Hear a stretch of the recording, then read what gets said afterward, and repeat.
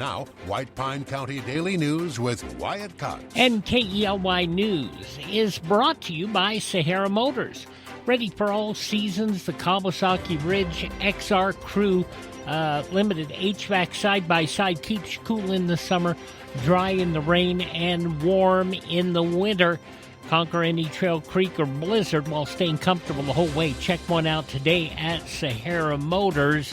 It is going to be a gorgeous day out, sunny skies, and warm. We head into Fire Ice Weekend with no ice in store, but you got no excuse not to get out there. It's going to be gorgeous, a high of around 55 degrees. Republican lawmakers report fundraising has been good so far this election season. Nevada Comptroller Andy Matthews reporting record-breaking fundraising as he seeks re-election. The Republican says his campaign has raised more than $282,000 so far, with about $254,000 cash on hand, the largest totals ever at this point in a Nevada Comptroller's race. Matthews, first elected in 2022, points to his work on government transparency, including the state's online checkbook at checkbook.nv.gov, and proposed oversight reforms as drivers of his statewide support. Meanwhile, Governor Lombardo reporting a record-setting financial position as he heads into the 2026 election cycle. The governor's campaign says it ended 2025 with more than $9 million cash on hand after raising over $4.2 million last year, the largest non-election year total ever for a Nevada governor. Lombardo's two affiliated political action committees reported an additional $5.9 million, bringing his total campaign resources to about $15 million. His campaign says that figure surpasses all previous records at this stage, including totals held by former Governor Steve Sisolak. Lombardo elected in 2022 after defeating incumbent following a long career in law enforcement as Clark County Sheriff. Well, Ely State Prison once again facing a critical staffing shortage, prompting action from state leaders. Eric Neugenboren at the Nevada Independent reports this morning that the Nevada Board of Examiners has designated Ely State Prison and Lovelock Correctional Center as having a critical labor shortage, allowing retired state employees to return to work through the end of June while collecting both a salary and retirement benefits. At Ely State Prison, about a third of correctional officer positions remain unfilled, some for as long as 6 years. The prison, which houses roughly 1,200 inmates, also lacks a permanent senior physician, forcing many inmates to be transported off-site for serious medical care. State officials say the prison relies on physicians' assistance, but the remoteness of the facility and lower pay compared to hospitals makes recruiting doctors difficult. The staffing gaps have driven up overtime costs statewide and raised concerns about inmate health and safety. Governor Lombardo told the board the staff needs to be more proactive in recruiting medical professionals, noting the approval this week of nearly $800,000 in settlements tied to inadequate inmate medical care.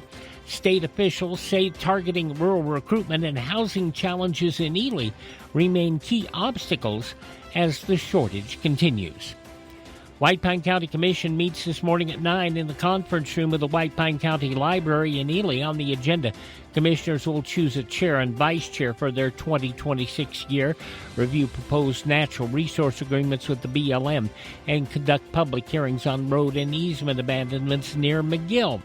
The meeting also includes advisory board and town council appointments, county and fire district financial reports, renewal of the county's Air Med Care Network membership, and action on several budget, grant, and pay scale matters.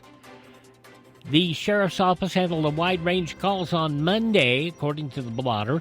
A hit-and-run accident after a vehicle struck a fence and fled the scene, public nuisance complaints involving unlicensed vehicles, and deputies investigating a report of a sex crime, a fraud case involving unauthorized bank withdrawals, and a theft at a local mine. Multiple welfare checks in Ely and surrounding areas, all the individuals safe. At local schools, reports of a student fight, vaping on campus, and juvenile harassment, with cases referred to juvenile probation as important. One arrest, 37-year-old Ashley N. Duran of Ely, arrested on a charge of elder abuse following a reported battery, bail set at $10,000. Nevada unemployment edging slightly down last year, according to a new report from the Department of Employment, Training, and Rehabilitation.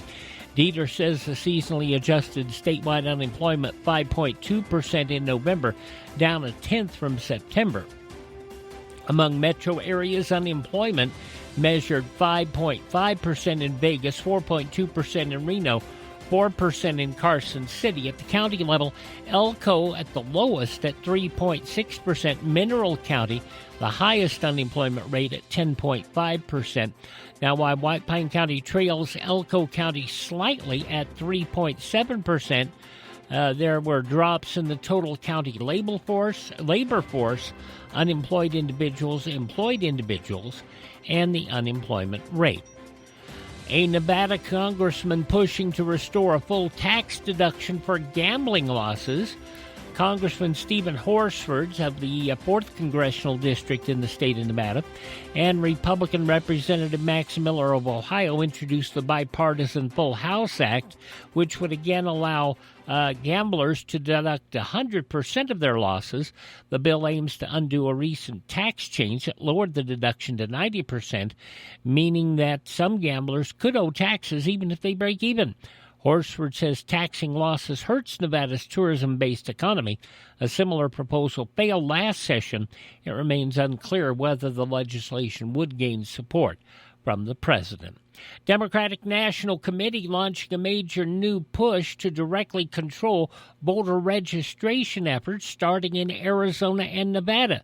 The DNC says it'll spend at least $2 million to train organizers as part of what could become the party's largest ever voter registration campaign. Party leaders say the effort is aimed at rebuilding support among young voters, voters of color, and people without college degrees, groups that drifted away from Democrats in the last presidential election.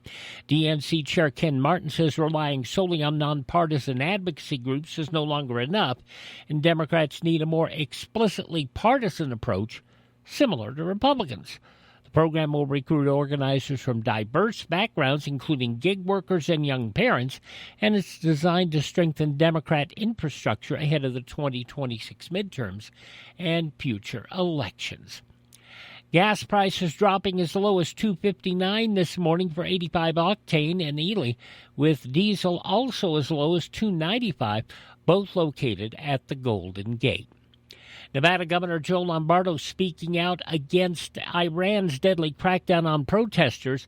In remarks yesterday, the governor said Nevada stands with people around the world who seek safety, dignity, and freedom.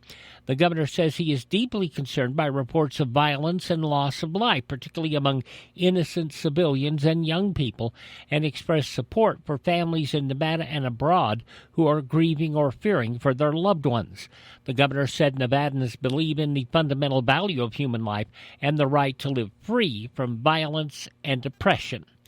Nevada Department of Transportation reviewing whether to add wildlife warning signs along US 95 near Corn Creek and Snow Mountain.